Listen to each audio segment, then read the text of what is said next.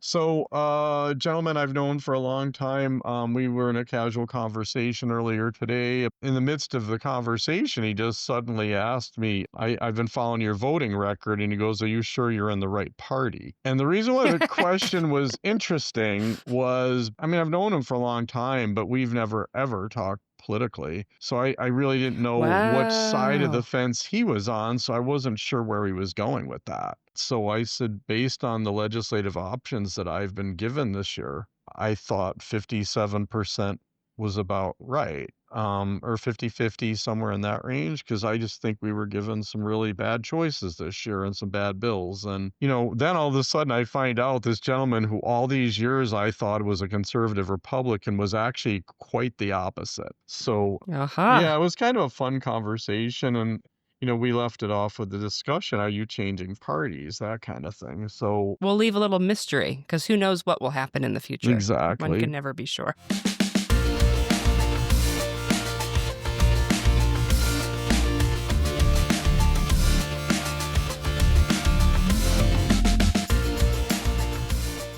You're listening to New Hampshire Has Issues, and I'm your host, Liz Canada. I'm recording this on Groundhog Day, February 2nd, about 9 o'clock at night. Representative Nagel and I recorded this episode a few days before Christmas. He references that a few times in this episode.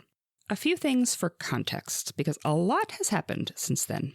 One story you may have heard is of the leaked group chat by Republican state reps on the House Education Policy Committee here in New Hampshire, and there's a reference to segregating schools in some way.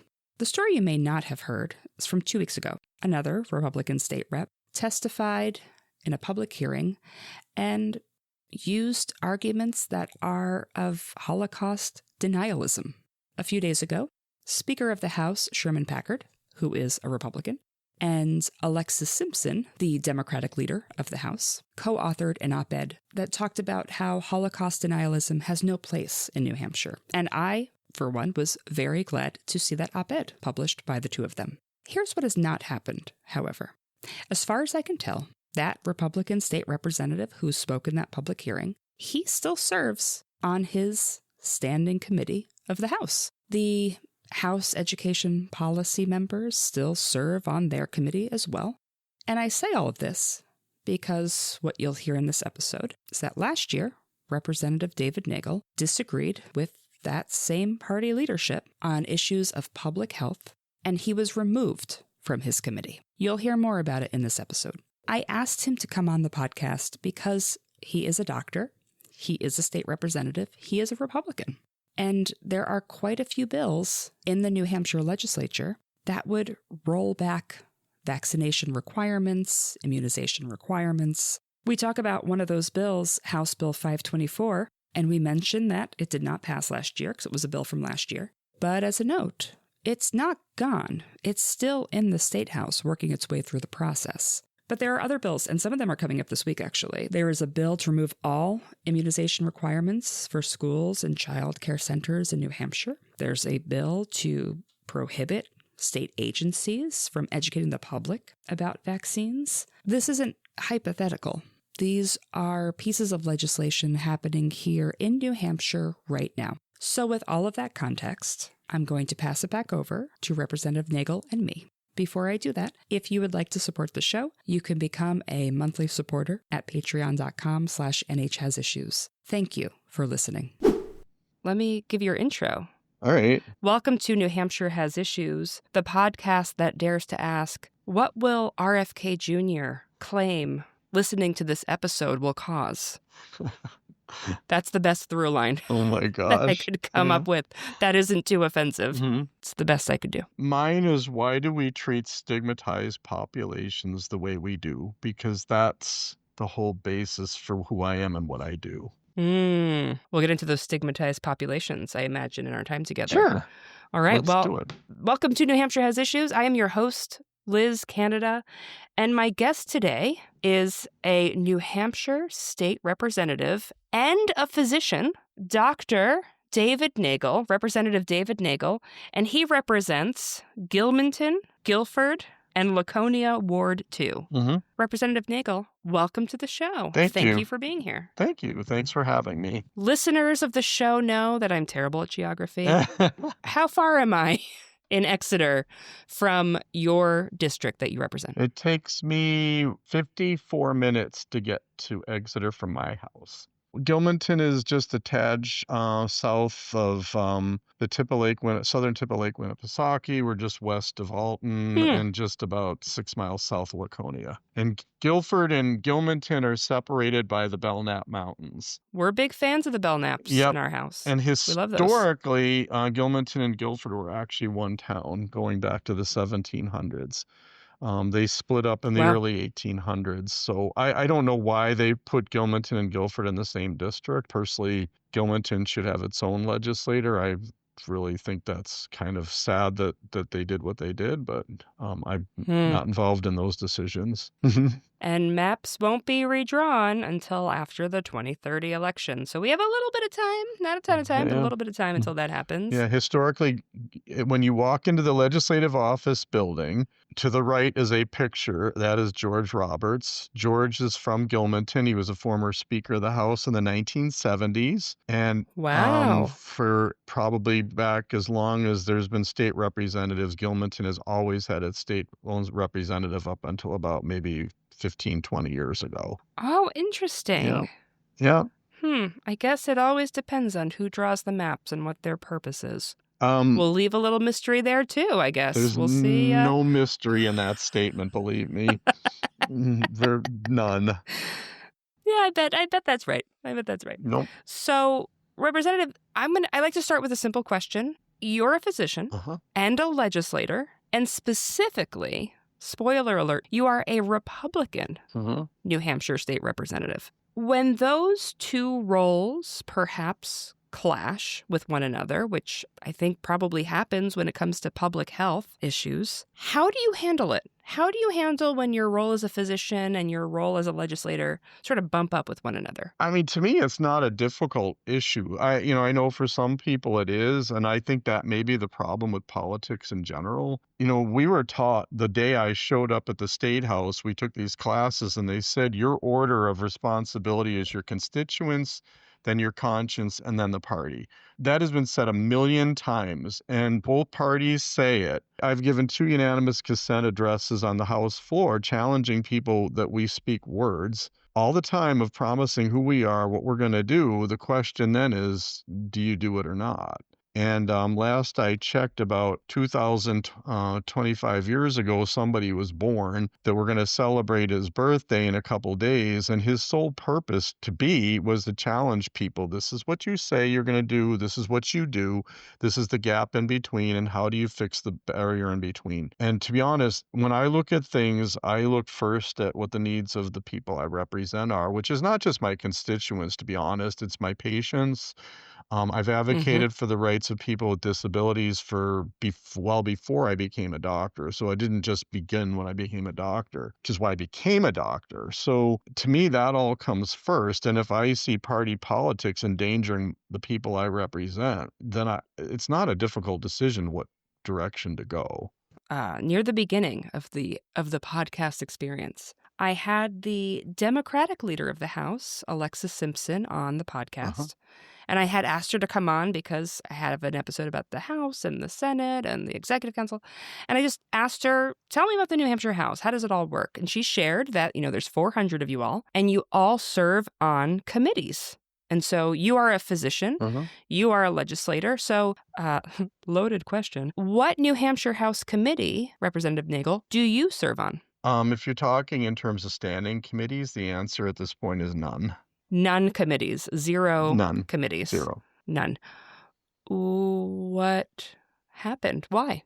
Why are you on no committees? So, basically... Did you choose to be on no committees? No, Let's start there. Not true. Did you choose to be on... I will tell you how I got to run in the first place, because it's germane to the question. So that's such a legislator thing to say. It's germane to the question. Sorry, it is. Yeah. So it's perfect. So I like I said, I've been advocating for people with disabilities for a long time. I wrote a book on pain care policy in the United States about 7 years ago.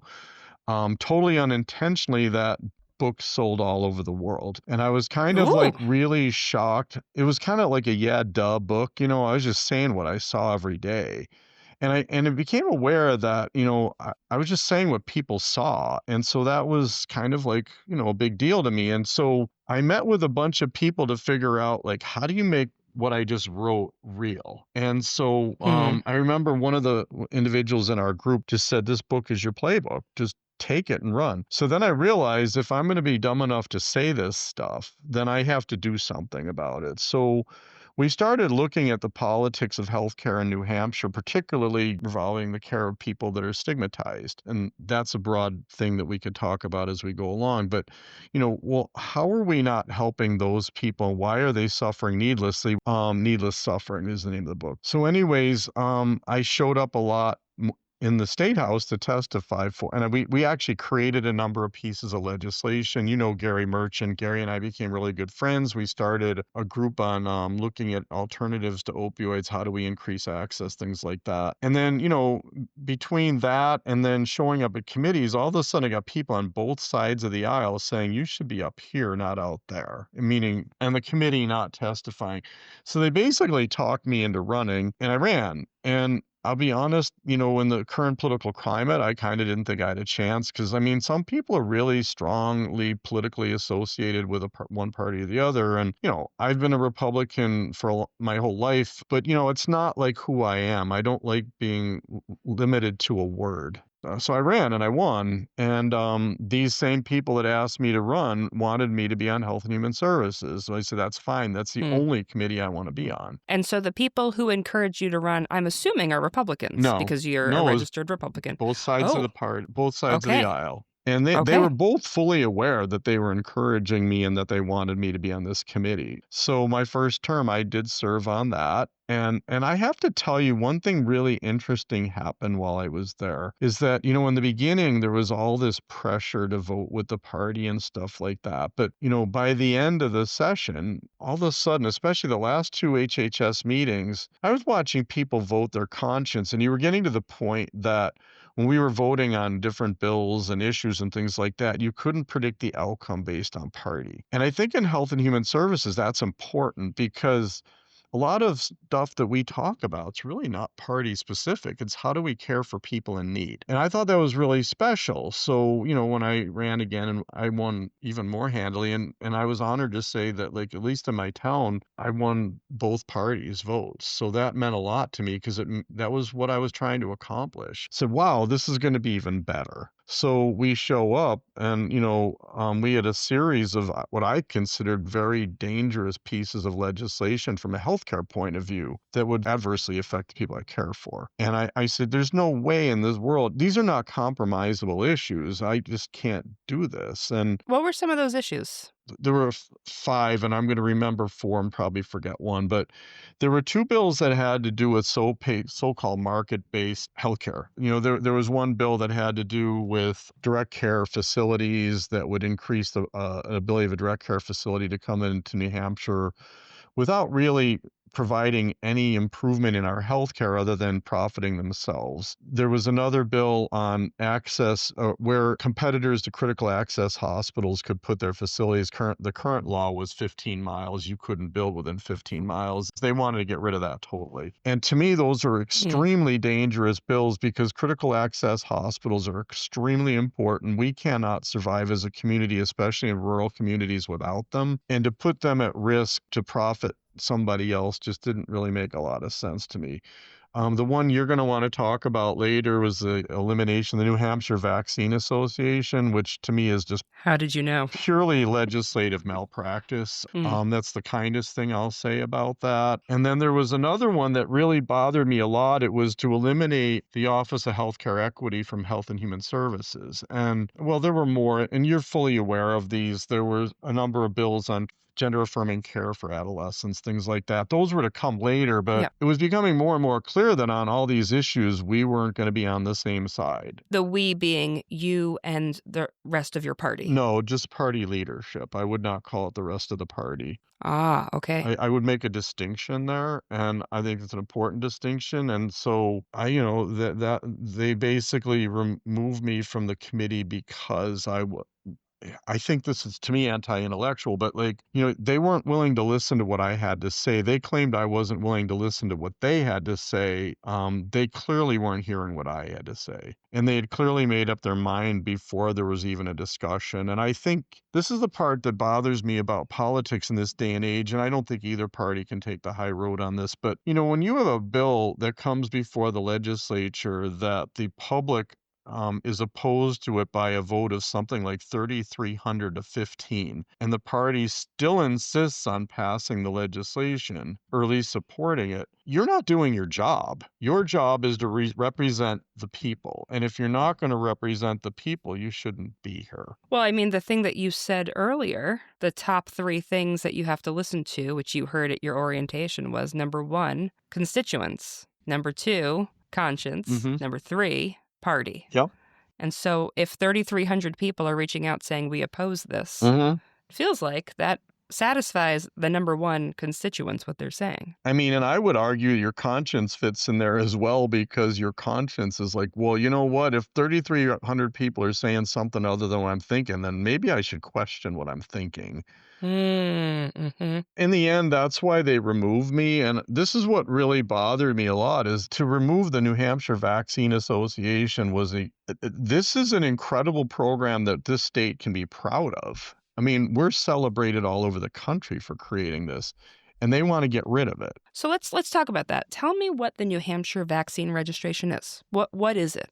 So the association was created basically for a way of getting, number one, is increasing access to vaccination for, mostly children, but also to get the vaccines, to buy in bulk, so you could get a cost at cheap, which is what we're trying to do with Canadian drugs, is like get our drugs cheaper, to buy in bulk, get them cheaper, get them to the providers at no cost so that they can administer them to the kids that need them and want them. And the thing that's really important to know about this is that they don't make vaccine policy in the state. All they do is provide access to it. The money for it basically is assessment of, the third party payers in the state. And they were part of developing this program. It wasn't kind of like, they went along kicking and screaming. They were part of the development of the program, and they do support it because basically it dramatically decreases their costs and improves the efficiency of administration. So the program was so popular that 14 states have replicated it, and we're celebrated for doing this. There's roughly a 30% reduction, in the cost. So, I mean, you're saving money, you're getting people stuff that they want. The opting out of getting vaccination is not removed. If you want to do that based on religious beliefs or whatever, you can still do that. It doesn't force anybody to get the vaccination. It just basically provides it for those at low cost.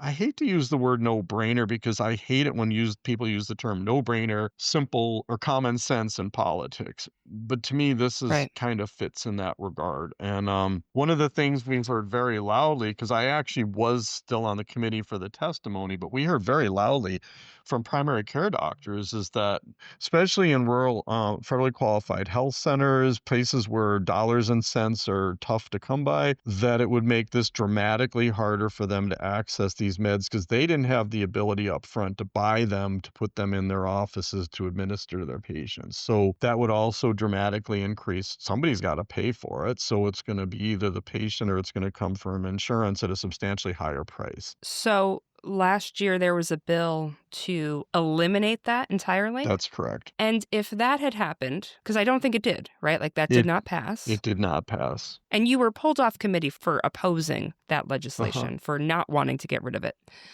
But if it had passed, it sounds like it would make healthcare more expensive for people. Is that what I'm hearing? So when we look at maximizing healthcare, we look at cost, access, and efficiency. It would have dramatically made access to that form of care harder. It would have increased the cost of it, and it would have dramatically decreased the efficiency of providing those vaccinations. So it would have been 0 for 3. So, I mean, those are the big three. I'm no mathematician, but that doesn't sound great. No, I mean, whenever you look at healthcare reform, that's what you're trying to accomplish. Improve access, improve efficiency, and either decrease the cost or at least slow down the rate of increase of cost. I mean, the reality is you're not going to decrease cost, but you don't want it to accelerate. You want to control it. So your caucus leadership apparently drew a line in the sand and said, if you don't vote to get rid of this, which would make things more expensive for people, we're kicking you off the committee. And you held the line. I'm not changing my vote. I would have to defer that to them specifically because, the only thing that was really weird about this is that the day they kicked me off coincided with the vote on that bill, which is HB 524. It was clearly one of the things that I don't think that was a huge problem for them. It was those two free market bills that I referred to earlier that they were very specific about, that they said these were party priorities. And I was like, why? You know, these are incredibly destructive bills, and I asked them very specifically, whose decision was it to make it a priority? I have a stack of papers of all the bills that we have coming up before us that I will tell you very specifically. I have not looked through all of them yet, but There's only 1,147 listed on the website, I bargain. think. That's a bargain. That's right. So, of all those bills, it's like, well, what do you decide is going to be a priority, and how do you make your decision? And to me, those bills were things that were lines in the sand for me as a doctor taking care of patients with a strong practice in the rural New Hampshire, and having worked in settings like Alaska, which is very rural. These bills are extremely dangerous, and what they did not understand was that I've seen how dangerous some of these bills can become in real life, how they take advantage of people, how they harm people, but how they profit, like venture capitalists and whomever. People need to realize that healthcare is a service industry. It is not a profit industry. And this is very loud and clear in the book I wrote, that when we put aside our winter reading, Dr. Nagel's book. There you go. When we put aside, our service to our fellow human being for the sake of the bottom line, then we've got a problem. And we know that's the problem with our healthcare system now. And I think when the political system amplifies that, now we're creating a bigger problem. I feel like I have also heard from Granite Staters that they don't want healthcare to be more expensive. Yeah. That's just something I've heard a little chit chat here and there, that people actually want their healthcare costs to go down, not to continue to go up. And I think there's a lot of good ways to do that. So the one committee I do chair is the State Health Assessment and Improvement Plan, where we basically try to coordinate the public health network of the state with the Department of Health and Human Services and create meaningful change and things like that. What we talk over and over and over again, it's all this market-based healthcare has led to what we call fragmentation of care and siloization, meaning nobody wants to work with each other. They all want to work on their own, and we're going to use the most expensive, costly stuff that profits somebody to do that. So, like, for example, we have a totally dysfunctional electronic medical record that costs all of us a huge amount of money and does not provide any improvement in communication. And that creates a significant cost. Insurers want to make sure that we're not wasting their money, so they have a very expensive prior authorization process, which increases cost and decreases access to care. Because people don't work with each other, we're leaving people out of the healthcare network that can provide valuable services for people. There's also a monopolization of healthcare in the sense that we have certain types of doctors that seem to be able to control the discussion of who gets what's money, and certain groups persistently get left out. Like, for example, mental health, primary care, substance use disorder, things like that. Those people get shortchanged, which means their patients get shortchanged. And all of a sudden now that becomes an access problem because we don't have enough of those people to do. Whereas if you're a sports medicine person and you have an athletic injury, you have absolutely no trouble finding somebody to take care of you. And that creates access, cost, and efficiency problems.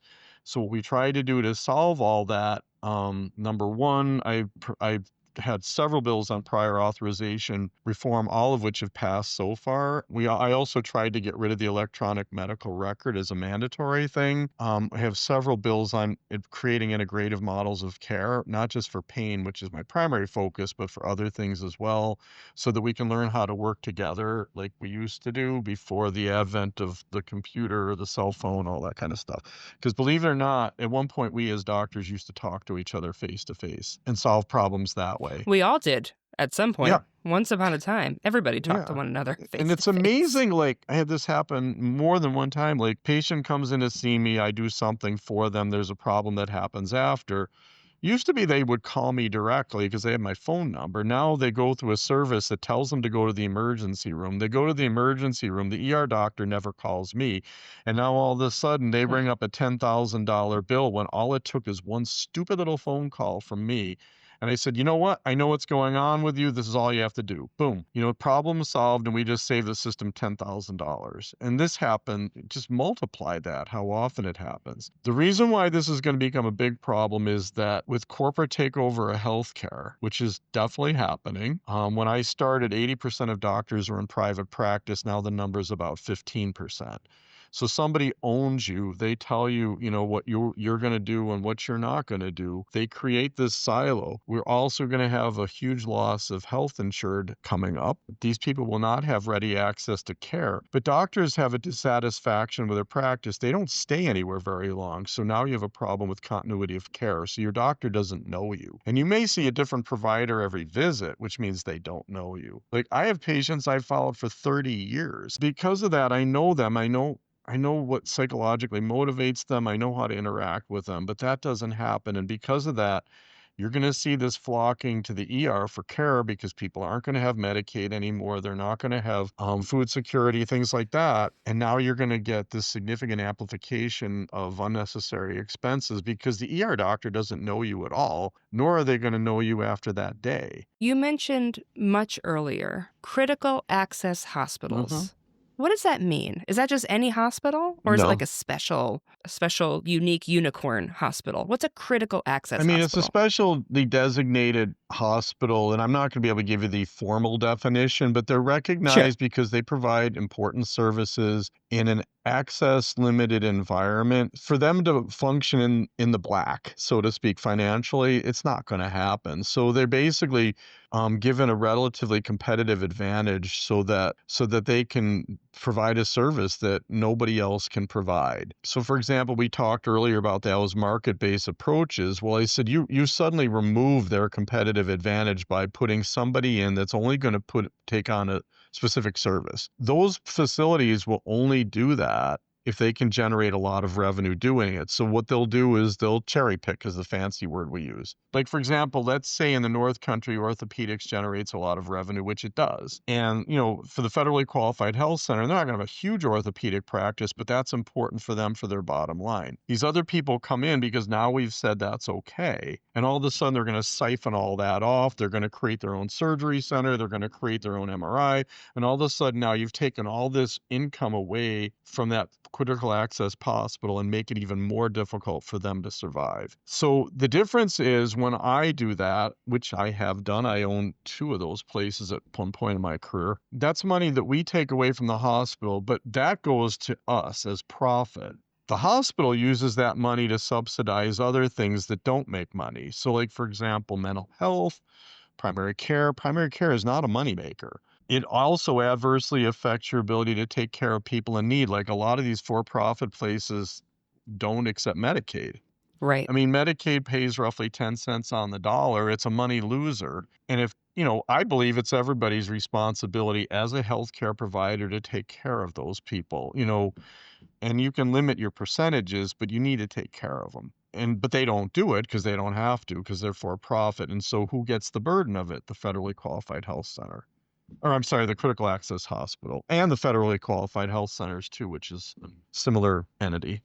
I had an episode a bit ago about Medicaid specifically, and I think we recorded it probably in the summer. Maybe the Hmm. time means nothing at this point. Yeah. But we weren't sure what it would look like in terms of all the impacts on Medicaid, right? Like the federal budget that just went through. I know changes are happening at the state level too, but it sounds like we should expect to see a lot of people lose their health insurance come January I mean, 1st. That the estimate nationwide is 8 to 10 million people will lose their health insurance. You can say what you want about the Affordable Care Act. There were significant flaws in it, and we could talk at length about that. A former Democrat governor and I had a discussion about this real time when it was ongoing, and he just looked at me and he said, "This is going to dramatically decrease access and increase cost." And I think he just said cost, but you decrease access by increasing costs. So like, for example, my premiums and my deductibles and my copays all go up. I'm not going to go to the doctor if I don't have the money to go. So, yeah, you might have insurance, but you don't have greater access. So that was kind of what Hmm. we predicted would happen, and that is what happens. So, but at the same point, it did give people insurance. So now you're going to take Medicaid and you're going to make significant cuts. And I was just in Washington and we got to meet with leaders of the different departments and the guy from HHS, we were talking and I asked him specifically, what's the plan to deal with these 8 to 10 million uninsured people and the Right. ramifications for our society? And he did not have a good answer, which surprised me because by this point he should. But then he said, well, The clock is ticking. yeah, The clock is ticking on that. well, it's Yeah. beyond ticking, and so, like, it already blew up, but well, it's half blown up. But he said that, well, the goal was to decrease fraud, waste, and abuse, and I said, "I understand that, but any system will have fraud, waste, and abuse. You can't prevent it, so the amount what a better question is, well, what amount of fraud, waste, and abuse is tolerable? And the same point is, well, you're going to have collateral damage of 8 to 10 million people without insurance. Me myself, about 60% of my patients right now are on Medicaid. Fortunately at the point in my career I can do what I want. So, I don't need money anymore. But my whole career I've never discriminated based on insurance. And if a person has no insurance, we try to make I can make their life miserable by not providing the care that they need. And then you create a bigger problem. Hmm. The other thing that we've worked a lot on the state health assessment, I'm also a vice chair of the Opioid Abatement Commission, is like for both of these things, we have a lot of public money. We have the Rural Access Transformation Funds, which is going to be over 100 million a year.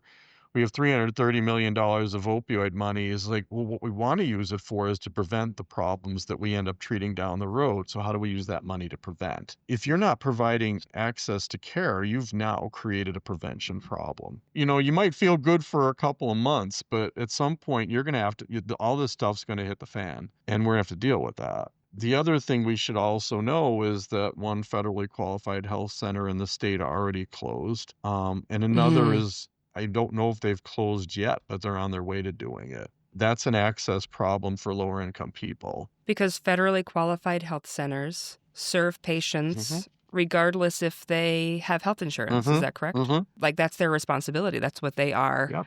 there to do, is provide health services for folks who literally cannot go to another place because they do not have the ability to pay or the insurance to cover it. And when I had that episode about Medicaid, we talked a bit about federally qualified health centers, and that will lead, when those health centers close, if they close or when they close, it means more people go to emergency rooms. And that is only going to make healthcare for everybody more expensive and Mhm. less accessible. Yeah. That was what I took away from that episode. No, and I think that that's totally accurate. And I'm going to throw in a plug for federally qualified health centers. So Shout out to the federally qualified health centers. We love them. we all have choices in life, what we're going to do and how it's going to pay us and stuff like that. The people that work in those facilities walk on water because they can do better financially anywhere else than they can do Hmm. at working for one of those places, but they still choose to do it. Kind of like our mental health workers, our correctional workers,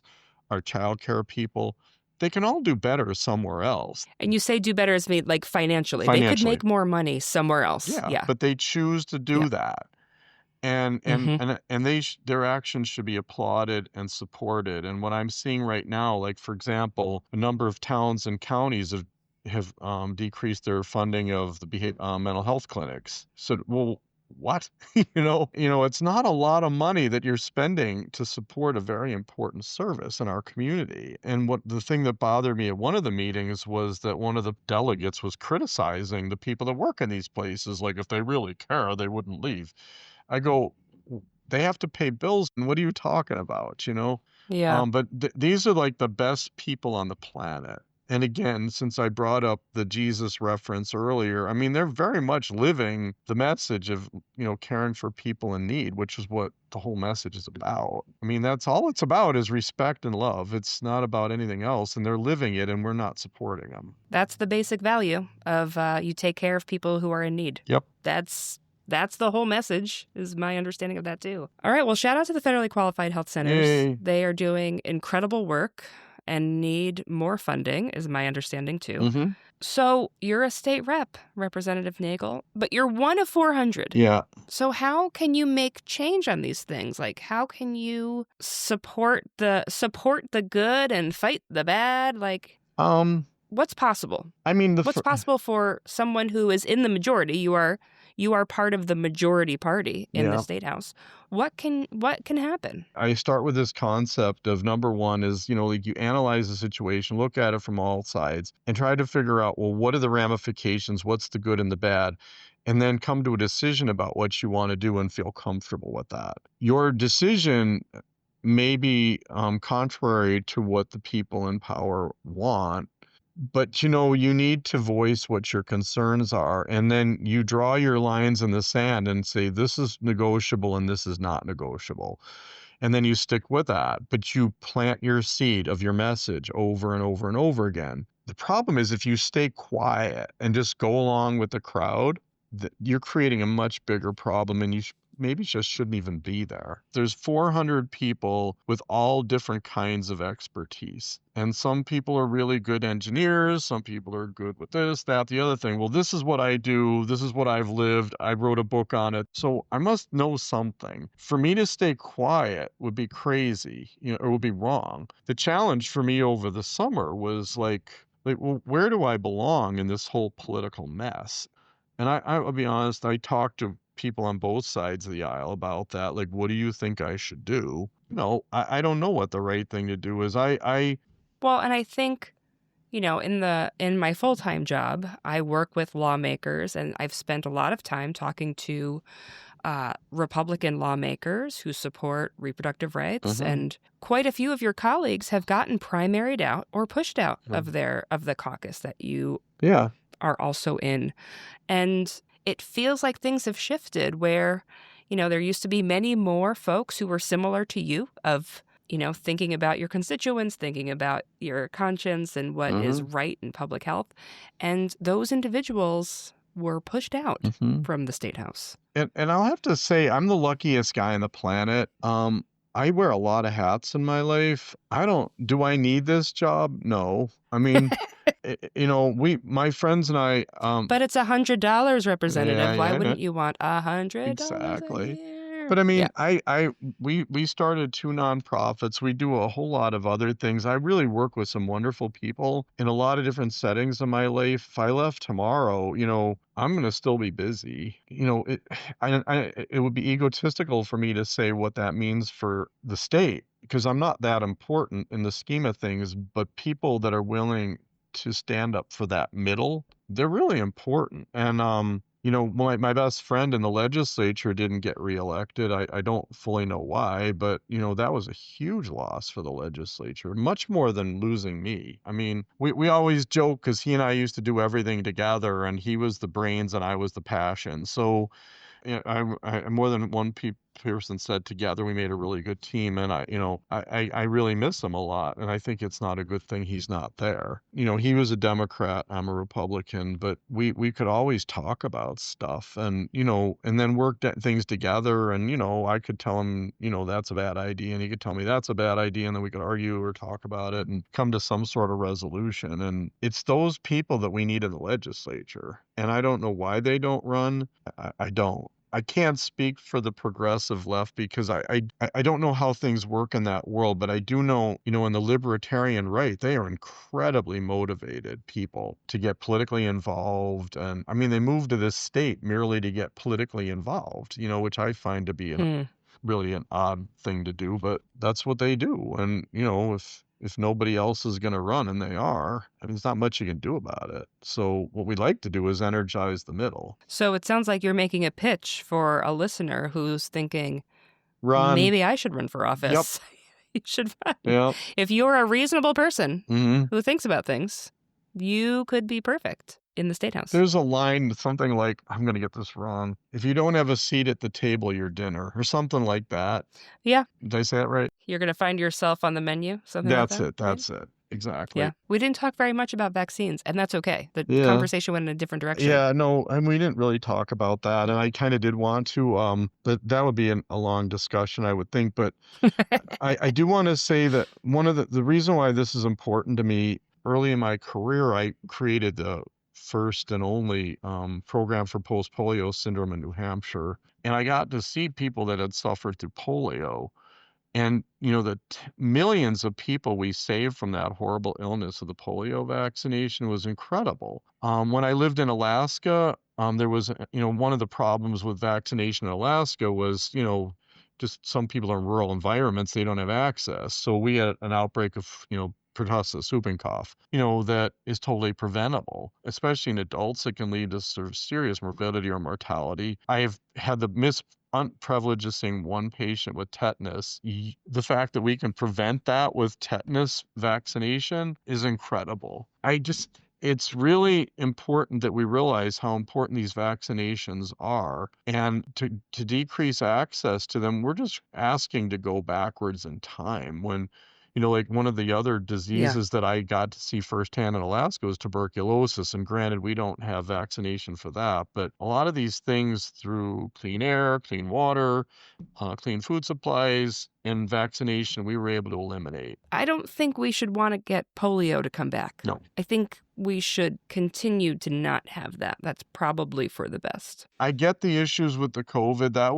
I still have really mixed feelings about the way that we went about doing that. I mean, in a sense, the mRNA, we can argue whether it's a vaccination or an immunization because they're not really quite the same, but was that a good thing or not? But if you look at all the outcome data on it so far, the number of lives saved, the morbidity avoided has been pretty amazing. And, when you choose to focus on the negative, there's just so much hyperbolic thinking about the side effects and all that. There's never been a medical intervention in human history that did not have a side effect, which is why in the modern Hippocratic Oath, we do not say do no harm. Those words do not exist in the Hippocratic Oath. And believe it or not, the gentleman that wrote the modern Hippocratic Oath was a teacher of mine. His name was Louis Lasagna, and that is why the modern Hippocratic Oath is called the Lasagna Hippocratic Oath. It has nothing to do with an Italian feast. Lasagna is incredible. Yep. Take that in whatever direction you'd like. And so was Louis. He was an amazing man. And but that's why it's not in there, because we have to balance risks benefits. And these are important things, and the legislation that's being proposed locally and nationally are really, I understand it from a libertarian point of view, forcing people to do stuff that they might not want to do. But at the same point, these are, from a herd point of view, from a public health point of view, these are really important interventions. And I think they need to be looked at that way. That's in a nutshell. That's it. We don't want polio, and it's as simple as that.